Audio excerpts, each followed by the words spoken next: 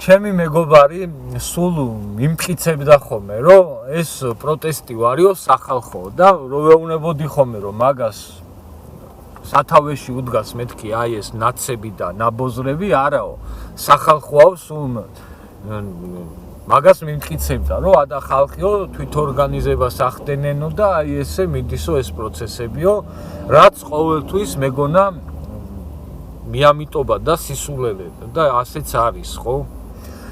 დღეს როცა უკვე გამოჩნდა კადრები იქ როგორ იყოფენ ფულებს ვიღაცეები, აქციის მონაწილეები, ეს ამ კადრების გამოჩენა ჩემთვის იმას ნიშნავს, რომ დაიძრა პროცესი და ამ კადრების გარდა ჩვენ კიდე ბევრ კადრებს ვნახავთ და კიდე ბევრ ფაქტებს ვნახავთ, თუ როგორ ფინანსდებოდა აი ეს ვითომ ეგრეთ წოდებული რაღაცა სახალხო პროტესტი სინამდვილეში სახელმწიფო გადატრიალების მცდელობები როგორ ფინანსდებოდა საქართველოში აი ამას ყველაფერს მალე ვნახავთ მე აი ეს განცდა გამიჩინა აი ამ კადრების გამოჩენამ და ნახვამ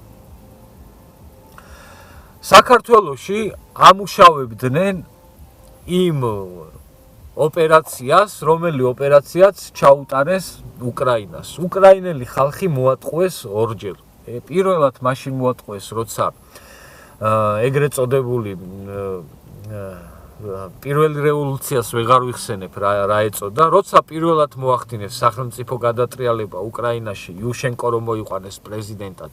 პირველად მაშინ მოატყუეს უკრაინელები და მაშინ შეუსრულეს და მეორედ მოატყუეს აი ეხლა მაედნის რევოლუციაზე და აი მან შეუსრულეს ყველაზე უფრო სერიოზულად და სწორედ მაედნის რევოლუცია არის იმის მთავარი მიზეზი და მთავარი როგორ თქვა მაედნის რევოლუციის ბრალია რომ დღეს უკრაინა ამ დღეშია რა დღეშიც არის საბედნიეროდ ჩვენ ქართველები მეორედ ვეღარ მოგვატყუეს პირველად რომ მოგვატყუეს 2003-ში და მიხეილ სააკაშვილი რომ შემოგვტენეს ვითომ რაღაცა აქ წარმატებული ახალგაზრდა პოლიტიკოსი რომ ნახეთ ქართველებმა ვინც იყო მიშა და რა ხელისუფლებაც ყავდა და რა თამაშიც ითამაშა ამისგან გამოვიტანეთ გაკვეთილი და მეორედ იგივე შეცდომა აღარ დაუშვით და სწორედ მაგიტომ არ არის დღეს საქართველოს იმაზე უარეს დღეში,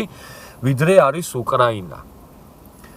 მაგრამ მცდელობები არ დააკლეს და ყველაფერს აკეთებდნენ, რომ საქართველოში ხალხი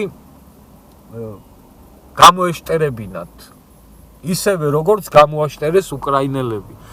შეიძლება ცოტა რაღაცა ლამაზი არ იყოს ეხა უკრაინელ ხალხთან აი ესეთი ლაპარაკი. იმის მიხედვით რომ რა დღეშიც არიან, ხო? მაგრამ სხვანაირად არ შემიძლია რა ვთქვა, რა უბრალოდ ფაქტი რაც არის, იმას ვიძახი. ჩვენთან საზოგადოებას დააჯერეს ის, რომ უკრაინაში სწორი პროცესები ვითარდებოდა და ის დააჯერეს, რომ უკრაინა ამ ომიდან გამარჯვებული გამოვიდოდა. ეს იყო როგორი ტყუილი, იცით, წარმოუდგენელი სისულელეს ლაპარაკობდნენ, რომ უკრაინას ჰქონდა რამე შანსი მოეგო რუსეთისთვის ომი.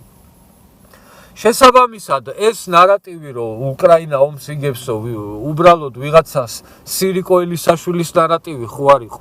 ეს მოდიოდა გარედან. გარედან ცდილობდნენ, რომ აქ საქართველოში პროცესები ისე წაემართათ, რომ საქართველო მიებათ უკრაინისთვის და ორ ფრონტზე ებრძოლათ რუსეთთან საქართველოს და უკრაინის ტერიტორიების და ქართველების და უკრაინელების სიცოცხლის ხარჯზე. შესაბამისად, აი ამას ემსახურებოდა ყველა ეს ვითომ სახალხო აქციები და რაღაცეები და ხალხი მართლაც შეიყვანეს შეცდომაში და მე დარწმუნებული ვარ, რომ იქ იმ აქციებზე ბევრი ადამიანი გულწრფელად იდგა და გულწრფელად სჯეროდა იმის, რომ აი იქ რაღაცა სახალხო პროცესი მიდიოდა და ვითომ თვითორგანიზებული პროცესები მიდიოდა. სინამდვილეში ჩვეულებრივად ერთ-ერთში მეორდებოდა ის სცენარი, რა სცენარითაც დაღუპეს უკრაინა და სწორედ ამაში იხარჯებოდა ათობით მილიონები და ასობით მილიონი დოლარები წლების განმავლობაში. მე იმედი მაქვს, რომ ფაქტებს დადებს საქართველოს ხელისუფლება იმისა, რომ აი ეს ვითომ სახალხო პროცესები და ვითომ რაღაცა თვითორგანიზებული პროცესები სინამდვილეში იყო გარედან მართული პროცესები და რომ აი ამ აქციებზე დიდი ფული იხარჯებოდა. აი ამის ფაქტები უნდა დადოს საქართველოს ხელისუფლებამ, რომ კიდევ უფრო მეტად გავიზარდოთ ჩვენ როგორც საზოგადოება და ვერასდროს ვერავინ ვეღარ შეძლოს ჩვენი მოტყუება. ჩვენ გაგვიმართლა იმაში, რომ მხოლოდ ერთხელ შეძლეს ჩვენი მოტყუება 2003-ში და მეორედ აღარ მოვატყუებინეთ თავი. მაგან გადაგვარჩინა დღეს და მაგიტოა, რომ დღეს ჩვენ ქვეყანა გვაქვს და რომ განადგურებულები არ ვართ. სამწუხაროდ უკრაინელი ხალხი აღმოჩნდა მეტად მიამიტი ვიდრე ჩვენ ქართველები და ორჯერ მოატყუებინეს თავი და აი ამ მეორედ მოტყუებამ დამართა უკრაინას ის, რაც დამართეს. ეს არის და ეს.